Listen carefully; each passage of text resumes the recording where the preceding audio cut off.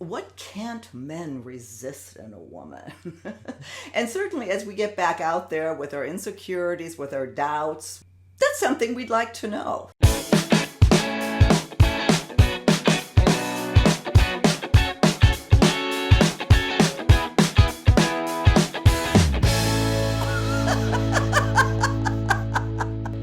Thank you so much for joining us today on Second Act TV. I'm so happy to welcome back Bob Grant, the relationship expert and life coach and the founder of Relationship Headquarters. Bob, thanks so much for being here again.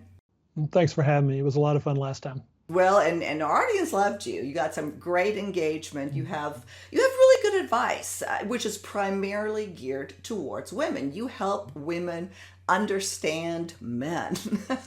And well, that's obviously something that's a big topic on Second Act, especially as we get back on the dating scene. And one of the topics that I saw on your website and on your blog just recently was, what can't men resist in a woman? And certainly as we get back out there with our insecurities, with our doubts, with, whatever, that's something we'd like to know. So let's talk about that. What do men find irresistible that's actually within our control? Well, the nice thing about that is that when folks think about irresistible, it's not so much a quality that they have to go out and search for and look high and low that it's only a select few people have. It's more about what, any woman does about who she is as a person. And so there's a list of things that we could go through, but I want to sort of hit some of the highlights today that sort of anyone can do. One of the first ones, and this makes so much sense to me, I actually say that a lot to my guests, is your smile. We so often don't think about having a pleasant expression on our face. So let's talk about that. So when I talk to women about smiling, I talk to people all over the country, and folks in New York will tell me people don't smile here, as though it's just a Southern thing like where I'm from. And I say, what you're missing with a smile is, I said, it's not that you have to be ridiculous with it. What a smile does with a man is makes you approachable. A smile means it's safe, because men, it's not that men are afraid of stuff physically, but emotionally is where men are more cautious. So they're not fragile. It's just a woman that's not interested doesn't smile. And if she's interested and doesn't smile, he doesn't know the difference. And so it's just a simple invitation, because men are very susceptible to that, as we're looking for clues. Men love cheat sheets. So I say, what about smiling? And most of them, once I talk to them, will say, it feels uncomfortable. I said, yeah, it's vulnerable, isn't it? It is vulnerable. But that vulnerability is the stuff that's appealing to men. It's funny, like I said, when we have guests on the show and people will listen to me, like when I'm talking right now and you're listening to me. And when I cut to you on camera, a lot of times I won't cut to the guests because they're intently listening. They're not doing anything wrong, right, but they're not thinking about what you look like. And it's so much easier just to sit here, than... And we do the same thing when we're out. And I try to mention that as often as possible, because once we become aware of that, especially as we age, just having that little on your face, even, it's almost an instant facelift. It is, and it's something, it's so simple when folks make a habit of it. After a while, you don't think about it as much. But when we don't, and we're trying really hard to make that good impression, that's what our parents told us when we were younger, and friends are like, you're trying too hard. And that's what they mean. It is like you're ignoring the stuff that's simple. And for men, a smile, and there's research, and they found out that of all the things that distinguished a woman, men's first impression with whether she was pretty or not pretty, was her smile. And that leads into approachability. What exactly does that mean? So if a woman is, guarded is the simple term. They don't want, at least the women I talk with, don't want to make a mistake or waste time with someone they're not interested in. They don't say that initially the first time, but they'll tell me after a while. Part of approachability is, I tell them, I said, why don't you treat all men the same? Oh, Bob, if I do that, I'll get these guys. I'm like, I understand. I said, but you want to cut it on and off. I said, that doesn't work. I said, it's either on or it's not on. And if you think you're going to cut it on with someone you're interested in, the problem is you're going to be really nervous and awkward because you're not used to practicing it. And you can't cut that vulnerability switch on and off. I said, yes, you'll get approached by men you're not interested in, but that's the problem you want to have. I mean, you want to have guys you're not interested in, the ones you are. We don't get to pick like that. One of the things I call it is called the campfire effect. And I picked that because like with a campfire, campfire attracts bugs, people, animals, everything. But campfires are wonderful. It's not a laser. We can kind of point this guy and that guy. We all like that, but it doesn't work like that. So part of approachability is that I'm willing to be approached and that I don't take as a reflection on me. I mean, I had one client, she was in the elevator and she got really good at this, wasn't even trying. Some married guy hits on her and she's mortified. So she comes in and tells me, and I'm flat. I'm like, that's great. She had that look on her face. I said, you're not going to date him. I get that. She thought she did something wrong. I said, no.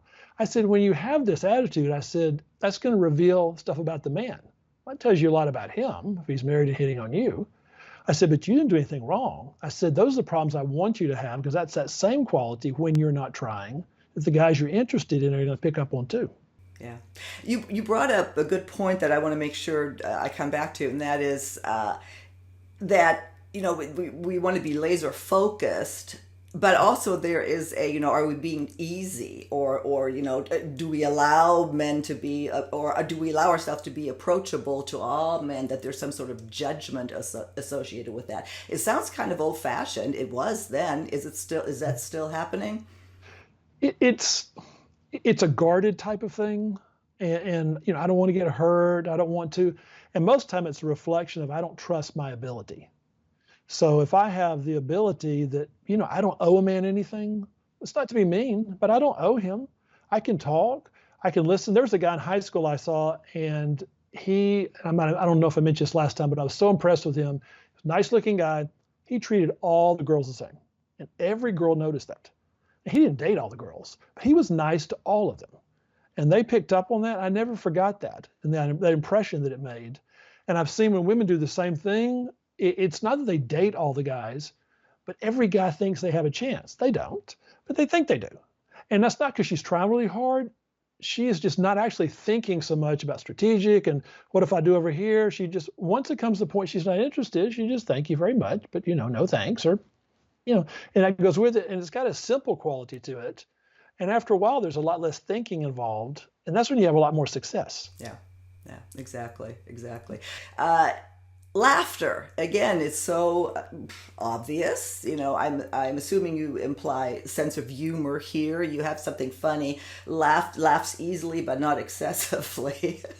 So, what's, by being yourself, but what should you know about laughter and sense of humor? So part of laughter is, some women are more, laugh more easily than others. So you're right. It's not, I think we were talking before this about, you don't want to laugh like a horse just for the sake of laughing. Because that would be just faking it. As much as regardless what your sense of humor is, as opposed to being so guarded that I don't want to come across the wrong way. If something's funny, it's just funny. Yeah. Part of it is just accepting that moment. And if something's not funny, it's not funny either. So, part of laughter is not like I have to laugh 3 times this date. Men, I know this is a generalization, men in general like to feel like we can make you laugh.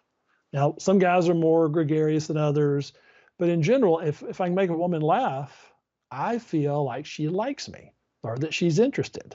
Now, again, we're generalizing with this. The thing I'm thinking of is those women that are, wanting to make sure they come across the right way, not make a mistake. And I'm not fussing at them. I understand the cautiousness with it, but that cautiousness comes across like a lack of interest. And that barrier they inadvertently put up, he'll stop trying to make her laugh. He'll stop trying to be playful after a while because he gets tired of making a mistake. That didn't go over well. He won't say that, but he's thinking that. And, this has got an element of play to it. And that men really think of women, I don't care what their age is someone to play with. I don't mean just all the time, but that fun kind of quality about her, regardless of age. Yeah, I love that word, playful. That is so important to me. I guess a lot of this goes both ways. That women, like those qualities in men as well, maybe to different degrees and for different reasons. But yeah, sense of humor, and it's wonderful, and it just breaks down when you laugh. It breaks down so many barriers. If it's genuine, if it's genuine. And as as the permission to be myself. Sometimes it's about, I don't have to laugh. And if someone gets nervous and laugh, that works too. So see, the more authentic I can help someone be, the better they're going to do as opposed to I need to be more of this or more of that. No, not necessarily. If you laugh and you get nervous, you just laugh. I mean, sure, like you said, let's keep an eye on it, but let's don't go the other extreme of just, no, I just hate that quality about me and I want to make a great impression. I'm like, being yourself is the best impression you can make. Right. I don't know if it was you that said this or it was one of our other guests. So forgive me if I'm being redundant, but you said that if you come off as nervous, sometimes that could be a compliment. Well, that's me. That was someone else may have said it, but that's because it's really flattering when someone comes across that way. Because when nervous is, oh, I can tell there's an impression. Because see, if you're nervous, part of me is nervous. I learned this doing group coaching. One person says something and all of a sudden everybody else is like, oh yeah, I felt the same thing.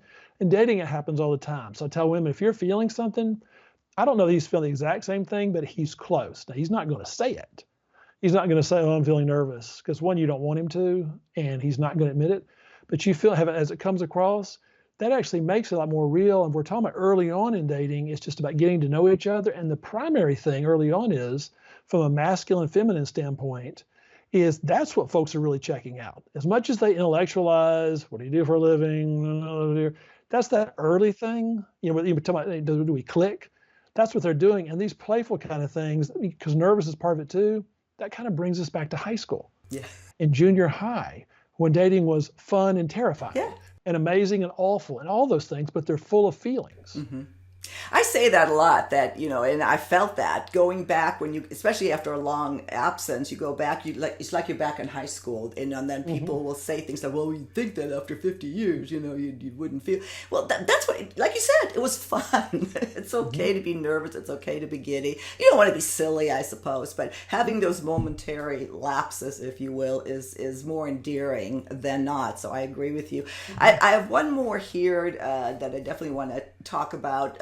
Ability to be at ease. Talk to me about that. This is my favorite one. And this is what I tell women, if there's a simple version is, and we alluded to this, tell me how you treat the guys you're not interested in. Now, I don't mean the guys you despise but tell me how you would treat your best friend's little brother, who all of a sudden now you're older and he's interested in you, but he's your best friend's little brother and you just don't see him that way. You're not mean to him, but you don't want to encourage him either. The ability to be at ease is, I kind of don't care what you think. Much easier to do with someone you're not interested in. And if I go back to treating all men the same, that's what will come across, that the guys I'm interested in and not interested in, it comes across that same way. I'm not really trying to make an impression. I mean, I might like to, but I don't live or die by it. Of all the things, I couldn't find this one, this is older. Supposedly, there was research that was done, Alan McGinnis, and said they tested all these things, looks, money, prestige, all this, and the ability to be at ease was the number one thing that predicted attraction. Interesting. And so I've looked through that, and I've seen that when women are doing really well, I talk with them, or men too, most of the time they get to the point they're past nervous, and they're just like, I'm like, oh, that's good. Because a lot of times I'm trying to get them tired of dating, not hating, but just tired or just not in lower expectations. I'm like, oh, you're going to do great. With this versus, oh, is this the one? That kind of, this date's got to be it. I'm like, wait, way too much pressure. So that ability to be at ease, we can practice. And it's just as simple as just, what can I find interesting about the other person? Just not 400 questions, but just what can I find interesting? Because folks love to talk about themselves. Right. And they love an audience, especially men. For every man watching, I dare you to defy me on this one. Yep. No, absolutely. We did several videos in that direction as well. That brings up a couple more questions, and we're starting to come to the end here.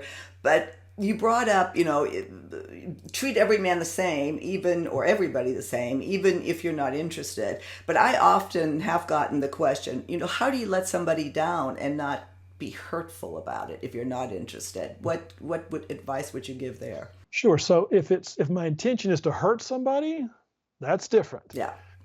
Now, this is a grown man we're talking about, right? Mm-hmm. An adult. So I'm just going to go with the assumption he's not that fragile. So when I talk with women, I'll tease a little bit. I'm like, remember, this is a grown man. For men, all we care about is, coach, give me a chance. Just put me in. If I strike out, I strike out. And make a mistake, but don't leave me on the bench. All men want is a chance. And if she's, said I'm not interested, it can be as simple as just, I appreciate this. We're going in different directions. I appreciate it. I don't know that we're a good fit. See, I don't have to be, that's not mean to say things like that. Right. That is, but to treat a man like he's fragile, I know the intention is good. It actually comes across as insulting. I know it's not meant that way. As in, good point. Because we're just not a good fit. It's not who's better. It's not you're not my caliber. It's not that. It's just we're just not a good fit. Because I like to view it as opposed to like a stack, great, but everyone's on the same plane. It's just different flavors. So it's not good or bad. I just, box of chocolates. I like this one, but not that one. I don't know which one's better. I just know what I like. Yeah. Yeah. No, great points. I'm interested to hear our male perspective on this as well. Is this the advice you would give us women? And obviously we do these videos focused the other direction as well. But these are just some very simple things to keep in mind that can both ease any nervousness you bring, and if you do bring it, embrace it. It can work in your direction. Bob, is there anything else you want to add before we sign off here? If there was one sort of guiding principle with it that I tell women is, because once I get to talk with them, I'll tell them, I just want these men to see the side of you that I see. Because with me, they're not trying. Because it's all about them. They're not trying to impress. They're not, worried necessarily, what does Bob think per se? They're being themselves. I'm like, this is what I'm after. See, I don't have to create anything. If anything, I'm trying to help them get out of their own way and actually think less. I'm not saying they're not ever going to think of different things.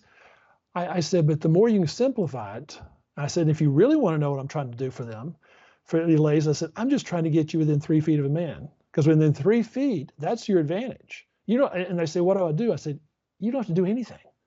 I said, you can just sit there if you want to, and I'm not trying to insult them.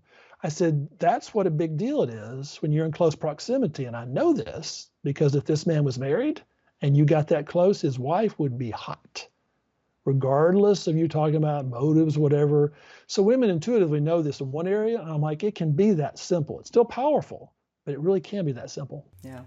Great point. Bob, thank you. We will, of course, link to all of your information to your website. I know you coach nationally, internationally. You do that with hundreds of people. So, again, thank you for your time. I really appreciate it, and we'll see you again soon on Second Act TV. Thanks so much for having me.